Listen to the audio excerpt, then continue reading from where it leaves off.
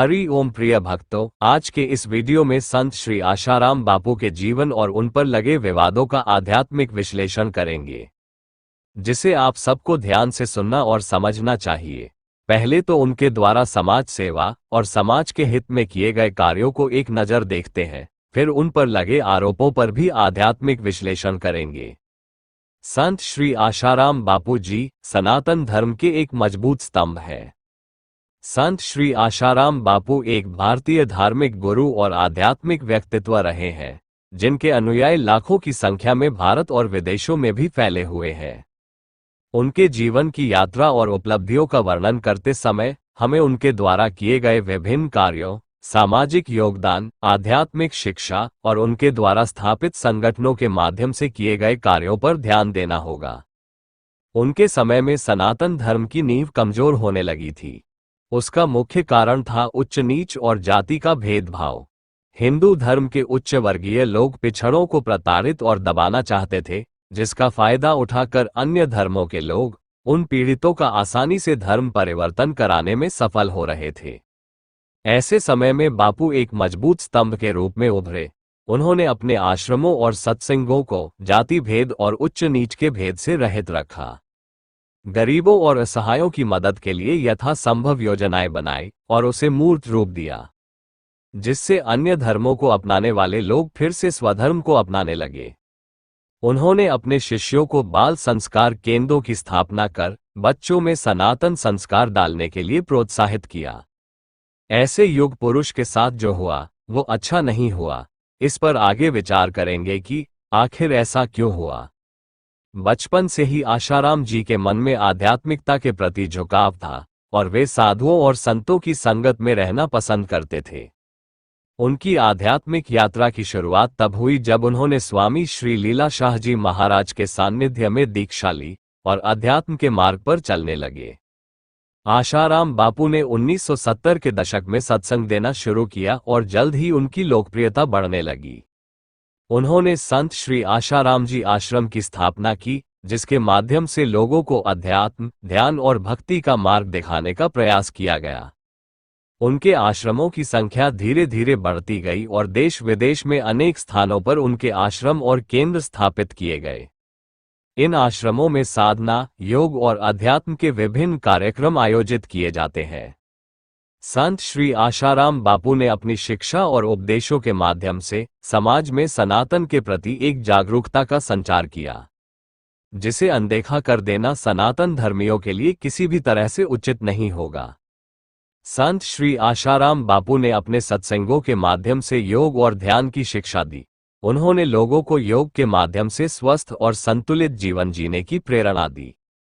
उनके आश्रमों में नियमित रूप से योग और ध्यान के सत्र आयोजित किए जाते हैं, जहां लोगों को आंतरिक शांति और मानसिक शुद्धि के मार्ग पर चलने का अवसर मिलता है। बच्चों को संस्कार और अच्छे आदर्श देने के उद्देश्य से उन्होंने बाल संस्कार केंद्र और बाल संस्कार आश्रम की स्थापना की। इन केंद्रों में बच्चों को नैतिक शिक्षा, संस्कार और भारतीय संस्कृति के बारे में जानकारी दी जाती है। इसके माध्यम से आशाराम बापू जी ने बालकों को अच्छी आदतें और आध्यात्मिकता के मूल्यों को समझाने का प्रयास किया।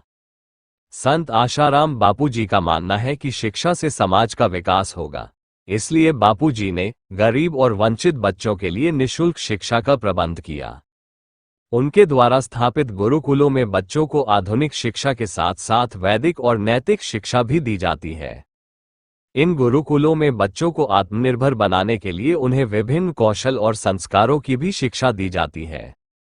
संत श्री आशाराम बापू जी ने नशा मुक्ति अभियान की शुरुआत की ताकि लोग नशीली आदतों से दूर रहें। उन्होंने अपने सत्संगों में लोगों को शराब, तंबाकू और अन्य नशीले पदार्थों से दूर रहने की सलाह दी और उन्हें एक स्वस्थ और संतुलित जीवन जीने के लिए प्रेरित किया।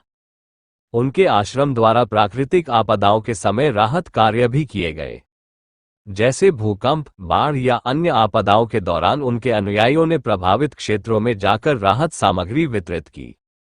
इसके अलावा चिकित्सा शिविर, रक्तदान शिविर और जरूरतमंदों को कपड़े और भोजन उपलब्ध कराना भी उनके समाजसेवा कार्यों का हिस्सा रहा है। आशाराम बापू ने आयुर्वेद और प्राकृतिक चिकित्सा को बढ़ावा दिया।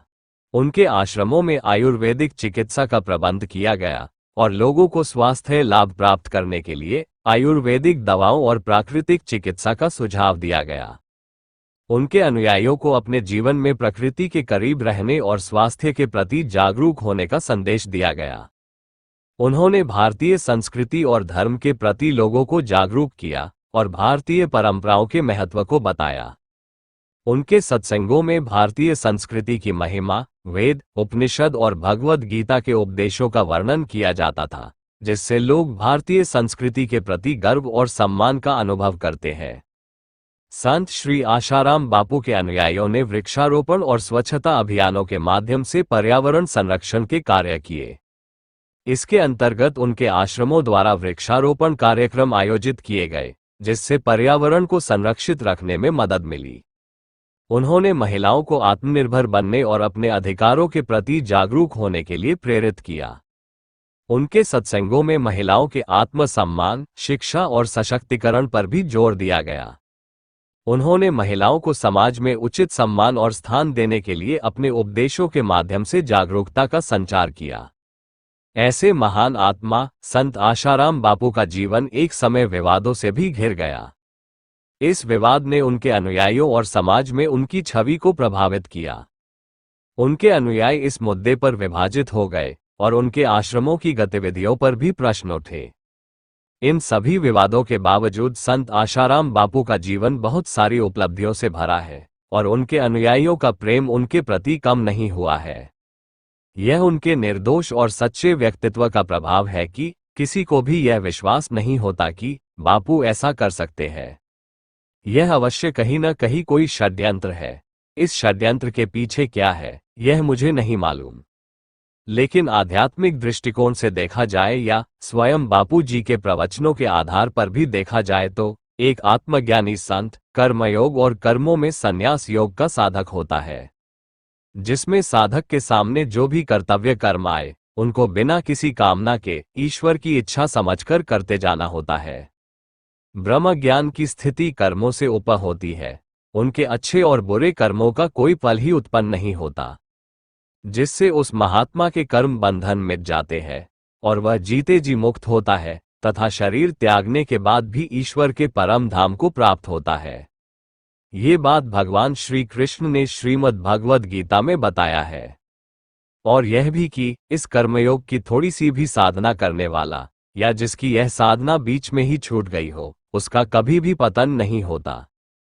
वह ऊंचे लोकों में बहुत काल तक निवास करता है और उसे फिर से मृत्यु लोक में अच्छे कुल और अच्छे वातावरण में जन्म मिलता है, जहां वह फिर से भक्ति करके जल्द ही ईश्वर प्राप्ति कर लेता है। एक कर्मयोगी का जीवन पूरी तरह भगवान को समर्पित होता है। उसके जीवन में जब जो भी आए वह उसे अपने आत्मस्वरूप में स्थित होकर देखते और भोगते हुए अपनी यात्रा को पूरी करता है। बापू जी के जीवन में जो भी हो रहा है उसके पीछे ईश्वर की क्या लीला है, ये तो ईश्वर ही जाने। लेकिन ईश्वर का विधान अपने भक्तों के लिए कई तरह का होता है। वो कब क्या दे और क्या लेकर क्या दे, ये भगवान ही जानते हैं। कर्ण से अगर कवच कुंडल नहीं लिया होता तो शायद कर्ण का नाम अच्छे गुण में अमर नहीं होता, क्योंकि वो अधर्म का साथ दे रहा था।